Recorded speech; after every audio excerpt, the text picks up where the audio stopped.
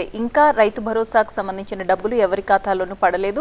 అసలు ఎప్పుడు రిలీజ్ అవుతాయి అనే పెద్ద సందిగ్ధత రైతుల్లో నెలకొంది. పంటలు వేసే సమయం వచ్చింది, ఇంకా రొక్కం అందలేదు అని ఒక ఆందోళనలో ఉన్నారు రైతు. ఎప్పుడు విడుదల చేస్తారు రైతు? దీని పాపం అంతా గత ప్రభుత్వం చుట్టుకుంటుందని చెప్తా. ఇప్పుడు రైతు భరోసా కావాల్సింది 100 ఎకరాలు 1000 ఎకరాలు ఉన్న వాళ్ళకి కాదు. ఇప్పుడు మనము ఈ మేడ్చల్ పరిధిలోనే చూసుకుంటే 100 ఎకరాలున్న భూస్వాములు, అంటే వాస్తవానికి బీఆర్ఎస్ పార్టీలో ఉన్న మల్లారెడ్డి గారికి కానివ్వండి, ఇంకా ఎంతోమంది పెద్ద పెద్ద నాయకులకు ఉన్న వందలాది మందికి కూడా కోట్ల రూపాయలలో ఈ అమౌంట్ అనేది జమ అవుతుంది. సో వాస్తవానికి కూడా కావాల్సింది ఎవరికి? నిజంగా పంటలు వేసుకునే రైతులకు, పేద రైతులకు, వారికి పంట సహాయం కావాలి. కానీ గుట్టలకు పుట్టలకు ఏదైతే రోడ్లు వెళ్ళిపోయినాయో వాటికి ఇవన్నిటిని కూడా ప్రభుత్వం పూర్తిస్థాయిగా ప్రక్షాళన చేస్తుంది. వీటన్నిటికి కూడా భరోసా వస్తుంది. అదేవిధంగా ఏ విధంగా అయితే మా ఉమ్మడి ఆంధ్రప్రదేశ్లో ఏ విధంగా అయితే సబ్సిడీస్ అన్నిటి మీద ఉండే, విత్తనాల దగ్గర నుంచి మొదలు పెడితే అన్నీ ఉండే. సో అవన్నీ కూడా ఇచ్చే ప్రయత్నం చేస్తున్నాము.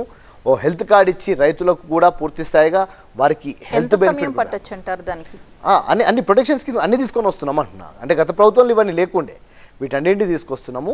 కొంత ప్రక్షాళన జరుగుతుంది. దాని లోపల నిజమైన వాళ్ళు ఎవరు, ఎవరైతే ఫేక్గా పెట్టుకున్నారో వాళ్ళు ఎవరు, వీరందరినీ కూడా ఐడెంటిఫై చేసే పరిస్థితి జరుగుతుంది.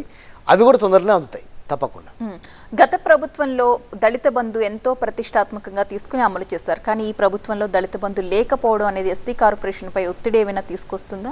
ఇప్పుడు నేను ఎస్సీ కార్పొరేషన్ చైర్మన్గా నేను ఛార్జ్ తీసుకున్న తర్వాత ఫస్ట్ ఎంక్వైరీ నేను సంతకం పెట్టిందే దళిత బంధు మీద నేను పెట్టిన. ఎప్పుడు కానీ ఒక స్కీమ్ తీసుకొచ్చినప్పుడు వాస్తవానికి పేద ప్రజల నుంచి మొదలయ్యి పై స్థాయికి రావాలి. కానీ గైడ్లైన్స్ ఏ విధంగా రూపొందించారంటే వాళ్ళకి ఇష్టానుసారంగా కేవలం ఎవరికైతే వాళ్ళ చెప్పుల చేతుల్లో ఉంటారో, వాళ్ళ చుట్టూ తిరుగుతారో, కమిషన్లు ఇచ్చుకునే పరిస్థితి ఉంటుందో అటువంటి వారికి మాత్రమే ఈ దళిత బంధు అనేది జమ అయింది.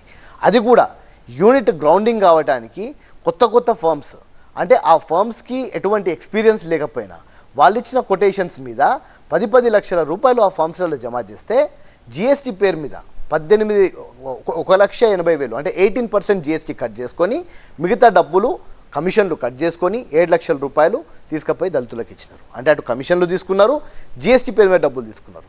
జిఎస్టీ తీసుకున్న డబ్బులు ఏం చేయాలా? ప్రభుత్వానికి చెల్లించాలా. కానీ ఫర్మ్లు క్లోజ్ చేసుకొని కొన్ని కోట్ల రూపాయలు ఎగ్గొట్టినారు. వాటన్నిటి మీద ఎంక్వైరీ నేను ఆల్రెడీ పుటప్ చేసినాను. దళిత బంధు ఆగిపోయింది అనేది కాదు, అంబేద్కర్ అభయహస్తం అనే స్కీమ్ ముందట రాబోతుంది.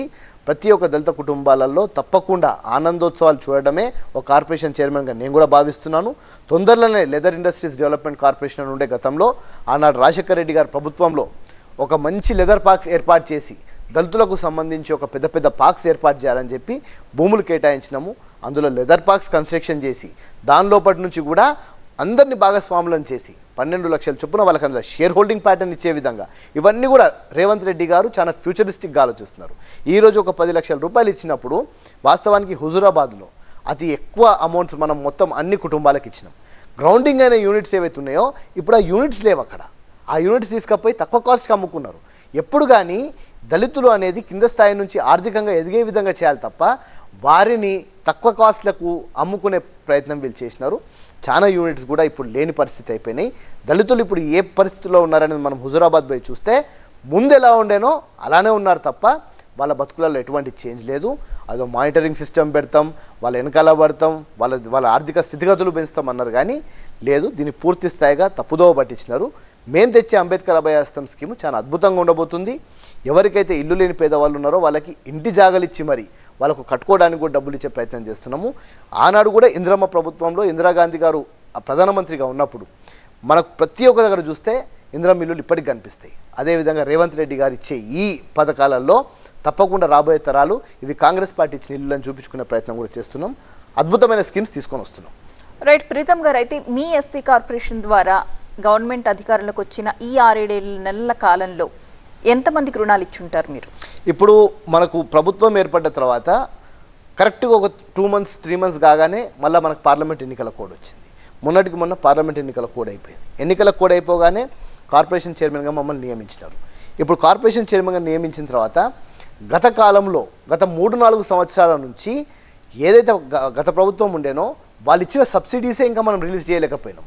ఎందుకనంటే మా దగ్గర ఉన్న ఫండ్స్ తీసుకుపోయి ఎస్సీ కార్పొరేషన్లో ఉన్న ఫండ్స్ తీసుకుపోయి ఇతర ప్రాజెక్ట్స్ ఏవైతే కాళేశ్వరం అని ఉందో మిగతా ప్రాజెక్ట్స్ ఉన్నాయో మా దగ్గర ఉన్న ఫండ్స్ అన్నిటిని తీసుకుపోయి వేరే దాంట్లో వేసుకున్నారు. వాస్తవానికి ఎస్సీ డెవలప్మెంట్లో ఉన్న ఫండ్స్ ఏవైతే ఉన్నాయో అవి క్యారీ ఫార్వర్డ్ కావు, అవి వేరే వాటికి యూజ్ చేయడానికి వీల్లేదు. కానీ అడ్డగోలుగా మా దగ్గర ఉన్న ఫండ్స్ అన్నీ తీసుకుపోయి మిగతా వాటికి యూజ్ చేసినారు. దాని గురించని ఎంతోమంది దళితులు ఏదైతే సబ్సిడీస్ రావాలో వాళ్ళకి చెక్కులు వచ్చినా కూడా ఇంతవరకు వాళ్ళకి అమౌంట్ రిలీజ్ కాని పరిస్థితి ఉంది. ఫస్ట్ ఏవైతే పాతవి బకాయిలు ఉన్నాయో వీటన్నిటిని చాలా భారం ఉంది, అరౌండ్ 300 to 400 crores భారం ఉంది. వాటినన్నింటినీ ఫస్ట్ తెచ్చి గత వాళ్ళు ఎవరైతే ఎలిజిబుల్ వాళ్ళు ఉన్నారో వాళ్ళకి ఎవరికైతే ఆల్రెడీ సబ్సిడీ వచ్చిందో వాళ్ళకి రిలీజ్ చేసిన తర్వాత కొత్త రుణాలు తప్పకుండా ఇస్తాం. 1,00,000 రూపాయలకు 80,000 రూపాయల సబ్సిడీ, 2 లక్షల రూపాయలకు 1,40,000 సబ్సిడీ చొప్పున ఆల్రెడీ యూనిట్స్ రెడీ చేస్తున్నాం. తొందరనే ఒక మంచి మొబైల్ యాప్, అంటే ఒక దళితునికి లోన్ కావాలంటే వాడు బ్యాంకుల చుట్టూ తిరుగుకుంటూ కొలెటరల్ పెట్టుకుంటూ షూరిటీస్ పెట్టుకుంటూ వాడు బ్యాంకుల చుట్టూ తిరిగే పరిస్థితి ఉండే, ఆ పరిస్థితిని కూడా అధిగమించేలా ఒక మొబైల్ యాప్ ఒక సింగిల్ క్లిక్తోని దళితుడు ఇంట్లో కూర్చున్న చోటనే లోన్ వచ్చే విధంగా ప్రయత్నం చేస్తుంది.